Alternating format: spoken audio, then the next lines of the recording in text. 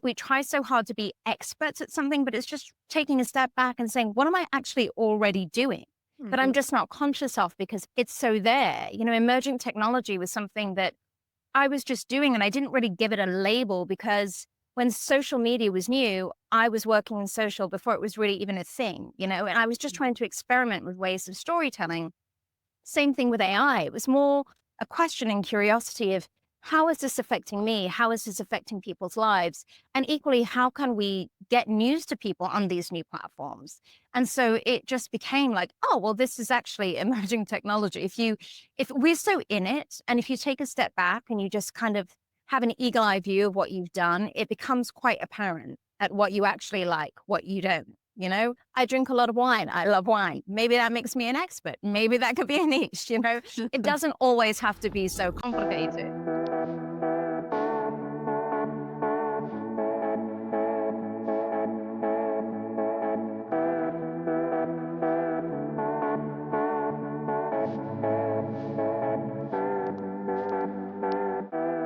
This is Unknown to Known, an on-cam ready presentation. I'm Jamie Maglietta. Today, we are going to help you tap into your inner superpower, your niche, by talking with international journalist, host, and moderator, Melissa Mahtani. Melissa has a very unique career, straddling both production and being on camera. What I hope you gain from this is the confidence needed to really iron out who you are before you start showing up. Her focus, emerging technology, human rights, and equality. When you hear that, do you know what your expertise is? It may evolve over time, but if you're an educated academic expert, more likely you have a very specific niche. So take a moment and think about it. Knowing who you are and what you're most passionate about is going to help you show up confidently on camera and even leverage your expertise to attract press. Melissa is on this podcast not only because she recently was the executive producer of CBS's News Confirmed, but she was also the external face of the unit. She was on camera at CBS. Our paths crossed, though, at CNN, where she was a senior producer for both digital and linear. Linear is the traditional cable TV that you watch from home. And we both had experiences with Facebook Live shows. So we'll talk about that. We have so much to dig into. But she does have this superpower to be a compelling moderator of panels. So if you have been a panelist or you're going to moderate a panel, be sure to stick around for that part of the conversation. She gives some great camera ready tips. And we both talk about how you can show up confidently on stage. Melissa has moderated discussions for the Copenhagen Democracy Summit and the National Association of Black Journalists.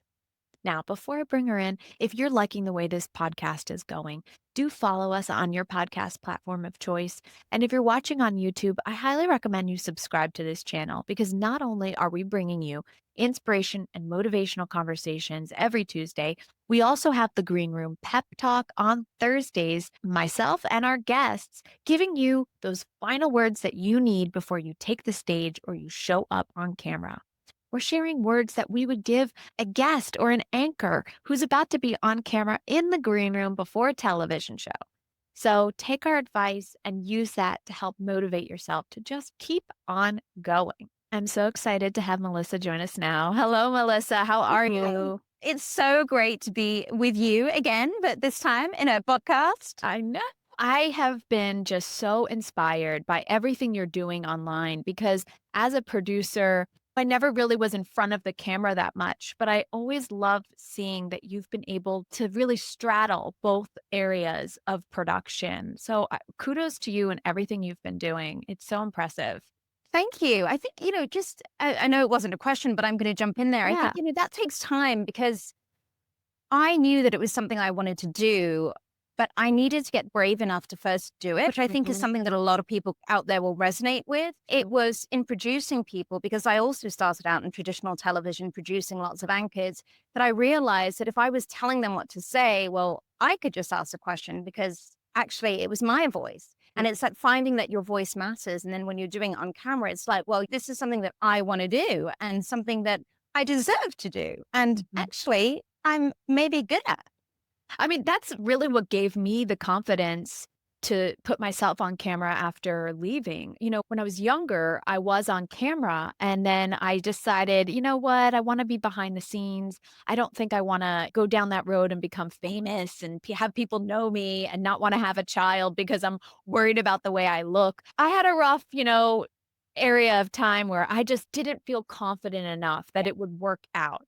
But now that I'm older, I'm like, you know what? I've been putting the words in people's mouths for years. I might as well do it myself. 100%. And I think that so many people, I always felt like I had to step into a role and I did a lot of stuff on camera early on and then went behind the scenes. But I think it also only makes you stronger because now when I'm on camera and there's somebody in my ear who's in a control room, I've been in that position. I know how you think. And so we're working in sync. And I think it only actually sets you up for better success. Yes. And even as we're having this conversation, guys, if you're paying attention to me on YouTube, you'll see I'm nodding my head and smiling as she's talking. Because one tip that I will definitely share whenever you're on camera and you're listening, you want to show an active listening face. And I definitely learned that being in the producer's chair of seeing. We're hitting pause on this conversation just to let you know about Riverside FM. I've been using Riverside for years and I absolutely love this program because not only can you record your conversations in there, but you can record your YouTube videos and edit it all in one place. So, not only does Riverside FM offer you a virtual conversation portal where you can interview guests, it's also a great place for you to record content for YouTube, social media, you name it. Riverside also helps you break down your content into social media clips.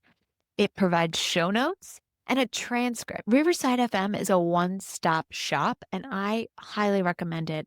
If you want a discount, use my code OCR15 for 15% off. There'll be information in the description. Now, back to the conversation. To help connect with where our audience might be, I thought it would be fun to ask you a few questions about the beginning of your career. Did you have any cringe-worthy moments worth sharing?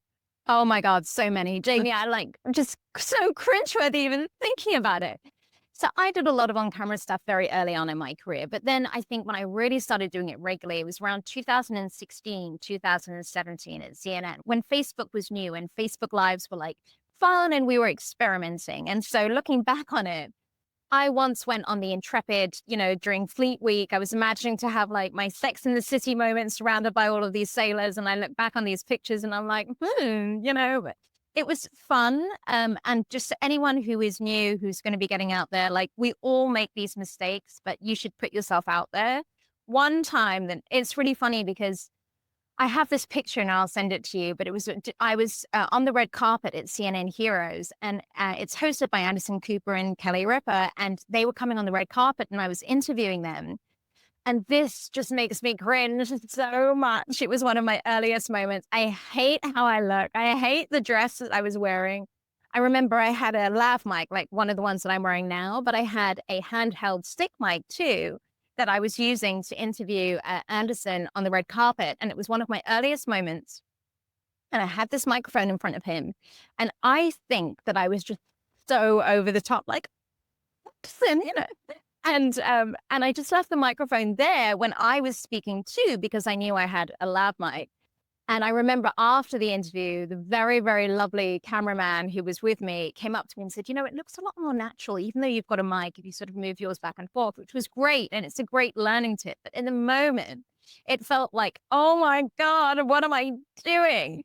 But, these moments make us learn. And I've never forgotten that. And then I think what happened is when I go back now and watch that interview, there's nothing actually wrong with it. It's more about how I felt because I, in my head, was so self-conscious that this was Anderson Cooper who does this for a living. And I was new and like I was interviewing him and I was like, he must think I'm so bad.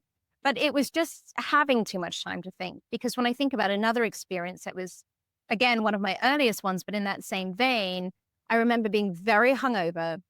I'd just gone into work. I hadn't washed my hair. It was super greasy. We always want to like look good. And as soon as I got in, my boss threw a microphone, and I hadn't even put my bag down, threw a microphone at me and said, Lin-Manuel Miranda is upstairs having breakfast. Go and doorstop him and get a soundbite. And I was like, okay, I had no makeup on. I didn't have a chance to think, but I got hit, and I put the microphone in front of him and we had a much more authentic conversation because I wasn't thinking so much in my head about how I was coming across and being self-conscious. I was just having a conversation. And so these steps for anyone who's out there who's just beginning, they probably now, if you go and watch them, you'll see everything I'm saying, but they probably didn't look like that to the audience. It's how they felt for me. But you gain experience. Like anything new that you do is always going to be something that you need to perfect. I did my first ever touchscreen at CBS News earlier this year. And, a touchscreen is a tricky thing because you've got a camera that's looking at you. You're trying to be engaging. You're trying to touch buttons and still sound very fluid. There's a lot of things to think about, but you only get better with practice. So I share all of these cringeworthy tips, and I have so many more I could share with you. But so that I say to people out there, they are all learning experiences. Don't let perfect be the enemy of good. Take every opportunity that you get. Remember why you're doing it. It's very, very important. And, we're all human. Mhm. Yeah, one thing I always say is you're going to create confidence through content. Whenever I would produce a show, each show is almost a rehearsal for the next. How did we Right. do this week? How did we do next week? And when you have a daily show, you're just speeding that process up. And it is making everyone, the team as well as the talent, even stronger with every show. So you can really truly create confidence by just creating that content like you did. What are you up to now and what do you hope to be doing next? So, I mean, the dream would be to be anchoring an international news show because I love international news and I would love to just bring back old fashioned headlines. Here's what's happening around the world. And also, here are the things that people are talking about at the dinner table, right? Like big questions about how we can better ourselves, what we should eat, all of it, the light and shade. That's a big dream. What I'm doing at the moment is I am moderating a lot of different conferences. I always do when it comes up to the UN, and that's at the end of September, which I'm very excited about. And I'm really exploring some new opportunities. I feel like news has always been my big passion, international news. I am international. I've lived and worked in different countries. But there's also a few kind of niche topics that I'm really interested in and just exploring at the moment some opportunities of things that I could do or where I could lend my voice. You know, this really begs a question on the preparation.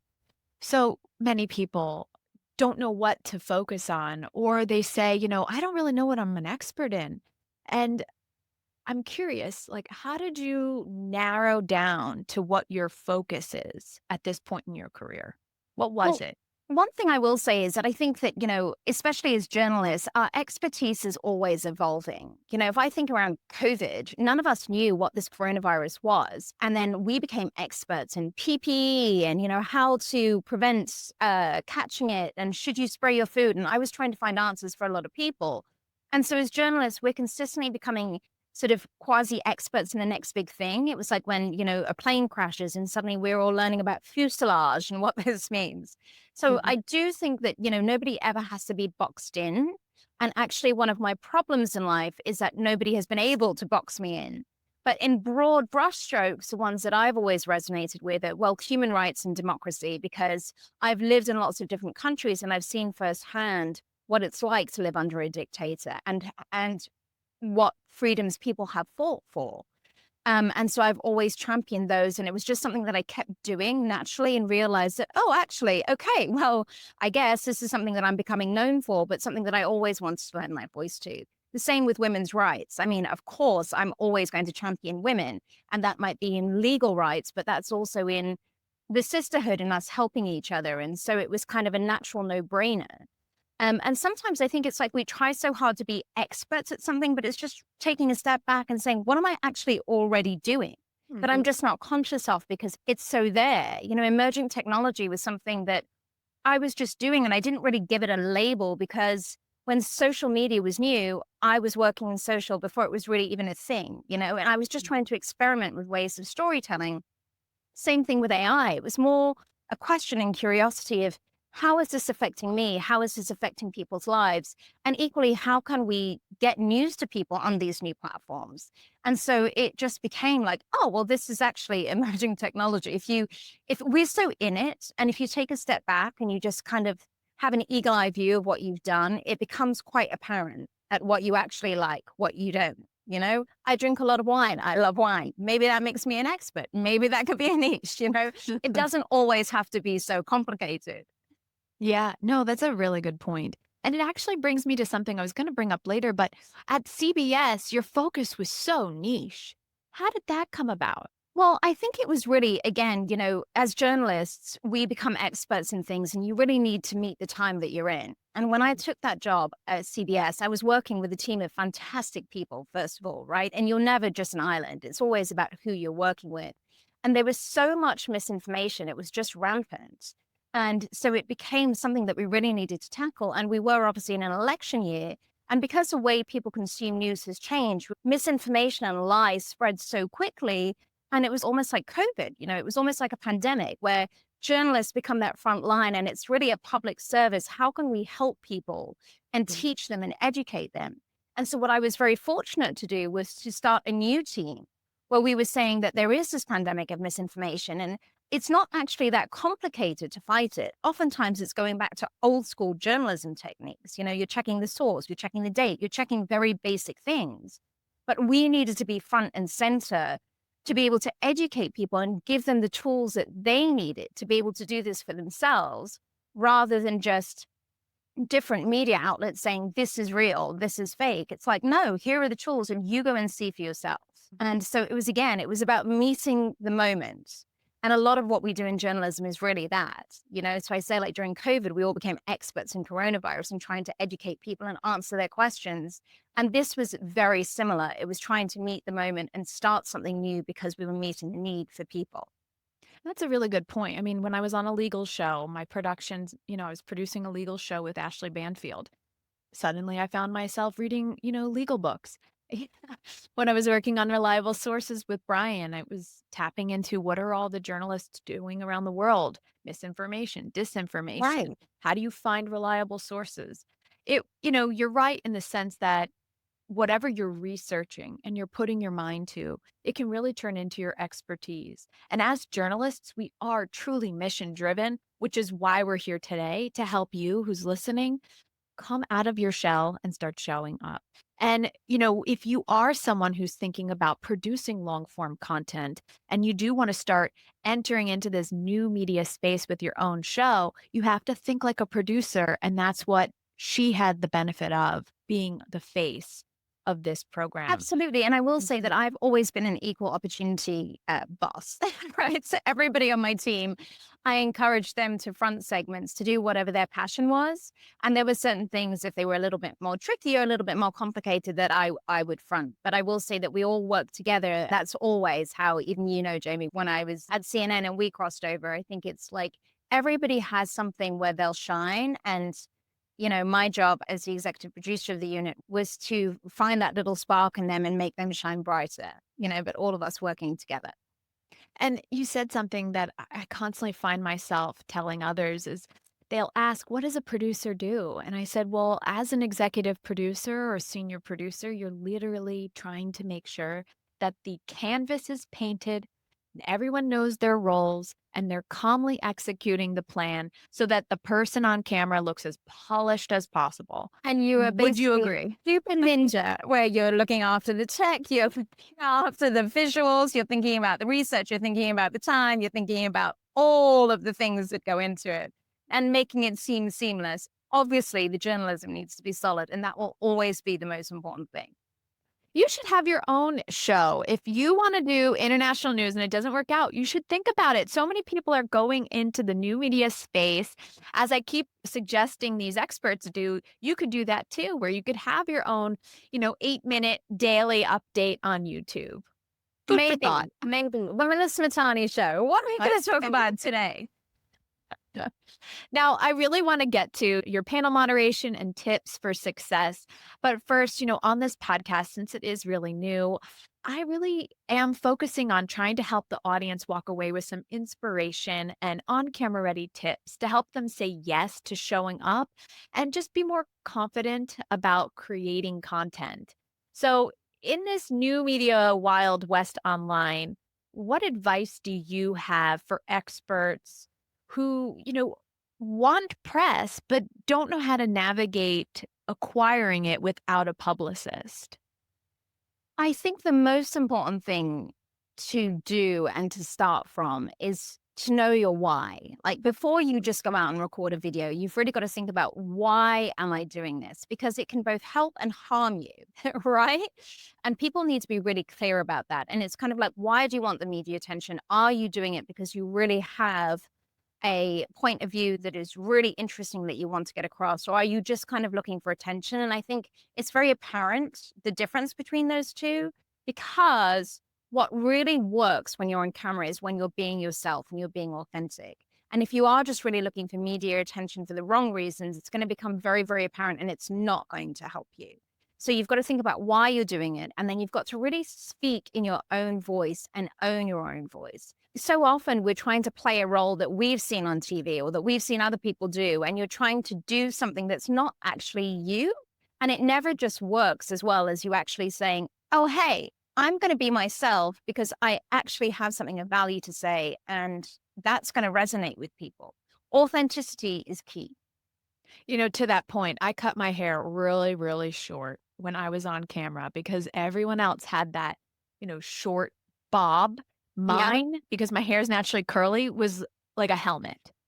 And I thought, "Oh man, I'm doing it. I'm looking the part." I look back at those tapes. I'm like, "How did I show up on camera like that?" I wasn't my true But self. But you know what? It's a really tough thing because I have been to auditions for things, and it's a double-edged sword because I've always been told that now I have a lot of hair and this is me, like my hair is me, but I was always told that I might get better success if I had a short bob, to your point, So sometimes when I didn't get the auditions or get the roles that I was going for, I was like, maybe it was because of my hair. Or, I was always told, well, I'm not blonde and I could dye my hair if I really wanted to. But I was like, I might have some blonde highlights, but I'm not blonde.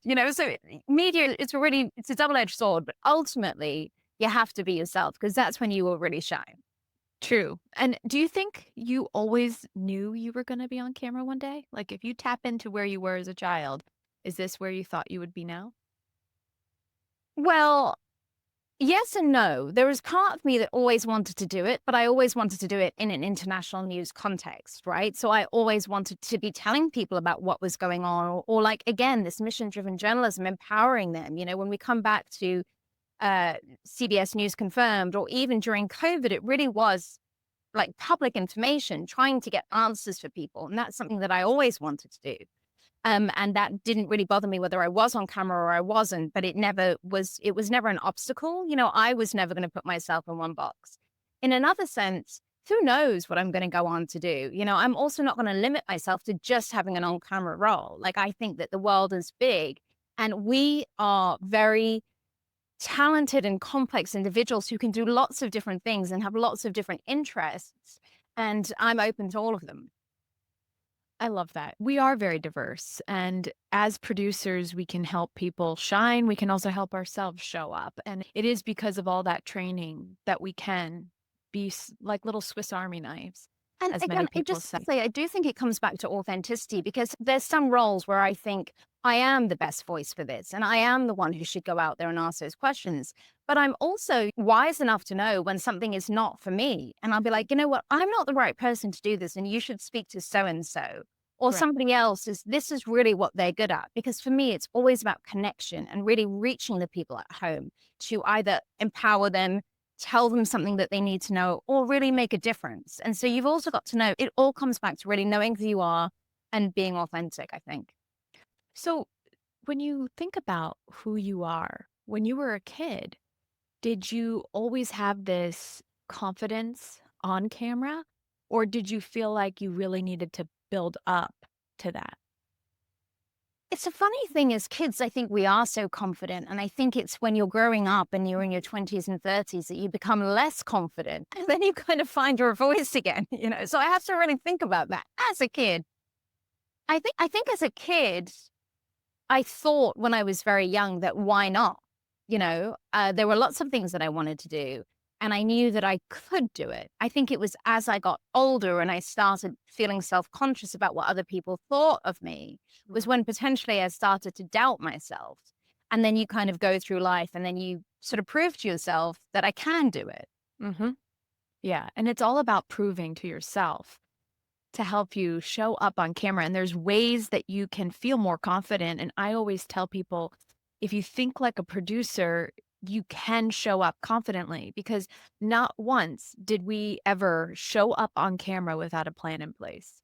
Well, I Even in think breaking news, yeah, and I you're think it's also thinking through everything beforehand. well, maybe it's also a bit of a female male thing, Mm. or, I mean, and I don't want to overgeneralize because each person is individual, but they do say that, like even when women are applying for jobs, they want to make sure that they can do every single thing that is listed on the job description so that they really know they can go for it. Whereas there's a lot of people and they tend to be more male, but I think there's a lot of women like this too, are like, nah, I'm just going to give it a go, and there's that confidence. So I think it depends, but it does remind me, one of the best interviews I did, which stayed with me, it really, really hit me, was I was on the red carpet and I interviewed Brooklyn Prince when she was a child actor at that I think she was 9 years old, and she was on the red carpet. And I said to her, what do you say to people who say you're too young to make a difference? And she Mm. answered me. And honestly, I think of her so often. Wow. She said, you are always going to have a voice in the back of your head that tells you no, but you tell that voice that you can do it and you will. People are always going to laugh at you, but you know what?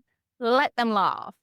And she was so strong and so confident and so on point. And I was like, yes, I need that energy. We all need that energy. And I have a link to that interview that I posted it on Instagram. This was years ago, but she was just brilliant. And I think we all need to remember that when we're trying to do something, not just on camera, but in life. These these people out there who say like young to make a difference. And there is always a voice in the back of your head that's going to tell you no. If I ever had a doubt that people would laugh at me, I would just say, you know what? Laugh at me all you want and help these people. And that's enough for me. That clip was so cute. You're so right. That's definitely words of advice that we all need. And I constantly feel like I have to tell that voice the same thing, like, stop telling me no because I can do this. And it's not so much self doubt, but I believe I can do what I'm on this mission and on this earth doing right now and continue to do. But there is always that voice that's saying, well, what are people going to think? Yeah. And that's what hurts most. That And thought. And it's one of those things where, when you're a kid, you probably don't think about it that much. And then you really do. And then you get to this age, whereas we're getting older, I think you just realize that haters are always going to hate. So, you've just got to do what you want to do and don't give up your shot. Mm-hmm. No, it's so true. Speaking of that, while we're talking about showing up on camera, this other CNNer who we worked with is Cesar Marin. And I ask listeners to record questions and send them in for the guests. And he sent this one in for you. Hello, my name is Cesar Marin, and I'm a thought leader in the psychedelic and microdosing space. My question is, when you think about the best panelists you've moderated, what did they do that others didn't? Thank you. If you want to reach me, you can check me out at cultivatingwisdom.net. Cesar's always so active on LinkedIn, so I appreciate that question, Cesar. So what's your response? It's a great question. I think people have to be authentic. They need to know, again, what they're saying. And I know I sound like a broken record with this authenticity, but it's when their personality comes out. Panels need to be engaging and they need to be fun. They're not monologues for people to have. I love to have a discussion. I have people who are really willing to go in and engage and maybe debate a topic and have stories and really just come wanting to have an element of fun. There is nothing worse than having a panel where everybody just really wants to kind of practice a speech that they've written in their head and just give monologues. It is a discussion. It is here where we're all going to try and learn. And you have this point of view, but this person has that point of view. And like, where do we meet in the middle? It's so true. And what do you tell yourself before going out on stage? Like, do you have like a little pep talk you tell yourself, or do you tell the other people you're about to moderate a certain phrase or saying, or do you cheer them on at all? Like, what do you do to get out there and be ready to go? So I think I always tell my panelists to have fun with it. and I tell them to not give monologues. Always like, please don't. Let's have a discussion. That's the whole point of me being here, is because I think when you are going to moderate, I need to be very clear on like, what is this panel about? Why am I doing it? What do I want the audience to go away with? And what do I want to get out of each person? And then, your job as a moderator is, I'm really just a facilitator. And I am trying to like find where people have the common ground, where they have discrepancies. What is it that people need to understand? And essentially what you're doing is just weaving in and out of different people to come to some sort of conclusion and know what you want to get out of the panelists, what you want the audience to think about. And then, you're kind of just like a station master. But I always tell people to have fun. I think, a panel is also a performance. It needs to be engaging. It needs to be fun. There needs to be some light and shade, because otherwise it's boring. I don't want to go and listen to a boring panel. Anything does. No, I would agree. As a panelist, I would say if I were going to be on a panel, I would want to iron out all my talking points. So do you tell people, or would you suggest to people that they try to think through everything they may get asked and rehearse what they might say beforehand? Or do you suggest they try to just embrace it and wing it and have fun? I think everybody should be prepared. And I think that it depends, because I've had some panels where I've had an opportunity to like meet with everybody beforehand and really see where people are. Sometimes it's more on the fly, or it's more things that happen. So I think that you really need to know what your point of view is. You need to be prepared. But most importantly, and this is a good lesson for life, is you have to be willing to pivot. Because when you're doing a live panel, just like live television, Jamie, things are inevitably going to go wrong. And all, whether that be tech, whether that be somebody doesn't show up at the last minute, that you would just, and if you were really hoping that they were going to say X so that you could say Y, well, that might not happen. So you need to be really willing to pivot. But also in panels, it's not a rehearsed stage talk. So if somebody says something, then I'm going to pick up on that. I'm going to ask a follow-up question. And so you really need to be able to just listen in and go with the flow of the conversation, or you might have a question from the audience. But again, you've just got to be yourself, know what your point of view is and the message that you're trying to get across. And again, the why, right? Like of what you're saying, and then lean in and let's just have a discussion. I always say we're here to just have a chat, as if we were in my living room, having a chat around the table, diverse points of view, and have fun and always be respectful. No, that's really great.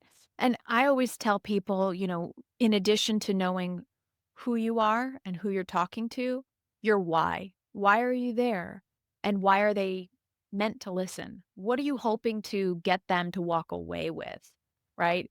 And I think that if you go to that panel with everything thought through and you have some talking points in mind that you've kind of practiced, when you're getting those questions thrown at you, you're going to be a lot more prepared to answer them. Like even for this podcast, right, guys? If I'm having a conversation with someone, I'm not just going to wing it. I'm going to think through my questions. So you also want to think through your answers for a panel. And also, I will just say that, a lot of people, sometimes you can tell if somebody's coming to a panel and they're just trying to prove that they're sort of a quote unquote expert, right? Like you can have lots of data points that you're rattling off. But again, if it's boring or if it's not relevant to what we're talking about, then it's just kind of noise. So you've got to remember your message. What are you trying to show? And then if you have facts and data to back it up, that's fantastic. But again, it's remembering what you're hoping the audience is going to get, why you're there, what your specific expertise is in relation to other people. Because it is a discussion. It's not a speech. And if you want to give a speech, give a speech. If you want to have a discussion, be on a panel. Yeah. Or have a podcast, whatever you want to do. But you need to open your mind up to the opportunity to allow others to weigh in on these panel discussions, because some people, I think, go in and they're very closed off to even embracing what other people are saying.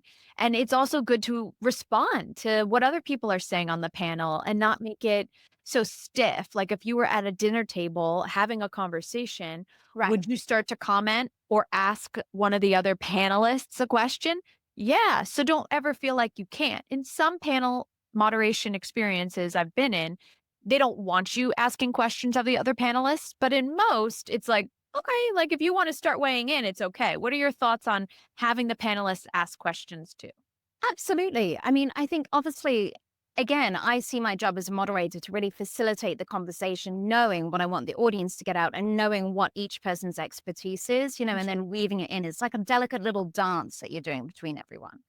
And I think asking questions is great. I think the whole point is that you're there to really learn, right? So I've had fantastic panels where we've been talking about like social media and is it actually a good thing or a bad thing? And I had people who were from Iran and Russia and Venezuela, countries where social media is really something that the government can control and they can shut down networks. And in times of protests, they have used social media to get the message out. So just, is it harmful? Is it hurtful?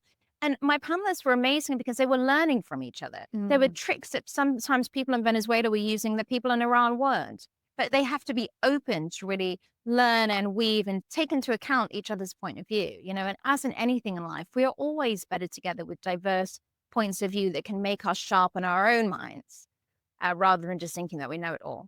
And that's what's great about social media. It's a wonderful place where you can learn, but it's also a place where disinformation and misinformation can be spewed. So I highly recommend that if you are turning to social media as an expert or weighing in on a live event and you want to show everybody what's happening, try to hold your opinions and the misinformation to yourself because that can just make things worse online. What are your thoughts for people since you did cover misinformation, Well, disinformation? yeah, I mean, I would say go back and check out some of the basic hits that I did where I'm telling people how to spot misinformation and how to check that anything you're seeing online is actually true or not. You don't need to wait for somebody to tell you this is true or this is false, especially if you think media is biased. Go and check for yourself. Check who said it, check when they said it. A lot of people post things out of context. Go and check the original. Just go back and listen for yourself. Don't read what somebody else is saying about it. Go to the original source and check it. Check the date is a really important one. We always see on my media feed like old news that is regurgitated with a headline. And if you're only reading the headline, then you think this has just happened today when it's not. It's being shared out of context. And so you want to always click into the post. You want to always read it. I've said this on air many times. There's a big difference between saying something like, I don't know, like, this was a really good apple, and then reading the whole quote which says, this is a really good apple, but by no far the best that I've ever had, right? One is very different to the other, but you're only going to know if you go in and read them both. Yeah, no, that's a very good point. And if you're listening, take that to heart, guys. If you're about to start planning out your own content, you really want to make sure that if you are sourcing, that maybe you even mention those sources in your posts or on camera. So if you are going to post on Facebook and you're going to maybe record a video of yourself weighing in on a news item, make sure that you are sourcing it, quoting from that source, and sharing your expertise when it's relevant. If you are always online and you're just spewing whatever your opinion is on any topic and you're not necessarily weighing in as an educated expert, it doesn't help you when you are trying to pitch yourself to the press. You want to stay very niche to your own educated academic background. That's my one piece of advice if you're going to start showing up on camera and recording social media videos. Now, you and I both did shows that involved social media. Facebook Live was my favorite show where we would take comments and quotes from people and read them on air and also engage the audience. When you look at the new media space and where linear has come since through COVID, really, I feel like we saw a lot of evolution during COVID. When you start looking at where we are now, do you have any thoughts on where we're going and what you think about the new media space? Any tips or suggestions on how people navigate or where they should be showing up? I think we're living in such a saturated media space, Yeah. and that's both a blessing and a curse because in the one sense, you're just saturated with information. People are just like, it's too much and I don't want to listen to it. And I'm just going to completely switch off. And then on the other hand, it's great because there are so many people there. If you're looking for something that's very niche, you're probably going to be able to find it, right? But I do think that old school journalism and really reliable institutions are still the best source of knowledge. There is nothing that is going to compete against going in and knowing that in those big companies, as frustrating as it is for us who worked in them, where your work gets edited 1,000 times, checked 1,000 times, been through an army of lawyers, you know that it's airtight. and so that is very different to somebody who's just deciding to like broadcast from their kitchen table, who's maybe this is really what would be a first draft somewhere else and it's not perfected. And I think that they just sometimes, even with good intentions, can add to misinformation. There is also, though, something fantastic about having eyewitnesses at the scene of big wars, disasters, also very joyful things, those people who are really there on the ground that we now have access to. And that is something that is really valuable. So I do think that we're having this divergence of media, but it's something that we've all seen before. When you and I work together, it's just got a different name. We're seeing podcasts now and then vodcasts, but isn't that really just TV? It is. That's kind of different medium. So again, I think that people will always want good journalism, and it's just a question of what technology, what medium you're using to get it to people. Very true. For more information on Melissa, check out the website linked to this description and visit her website. You can also find her on LinkedIn. Be sure to connect with her there so you can find out all she has going on, because you never know, she could be the next moderator for a panel you're showing up on. Guys, this has been an amazing experience producing this podcast and hosting it. Being behind the lens for so many years, I realized, even putting this podcast episode together, that when I'm on camera, I'm not always thinking about the outcome and the production. So I just wanted to thank Melissa for guiding me even through this conversation. My guests on this show are all within either the YouTube space, social media, or television. When we come together for these conversations, it is a collaboration, and I appreciate them so greatly. After this, you'll get to hear words of wisdom and advice from Melissa. So if you're about to show up on camera, be sure to listen to the Green Room Pep Talk. You can use this whenever you're going to show up on camera, either on social media or for a live presentation or your next stage appearance. It's my hope that this podcast, including the bonus episodes of the Green Room Pep Talk, will help you realize the importance of showing up on camera authentically, but also help you think like a producer. So when you show up, it's strategic. Thanks so much for listening. And you can find me on Instagram at Jamie_Maglietta, or just follow me on YouTube. That's where I'm putting most of my content. I'll see ya.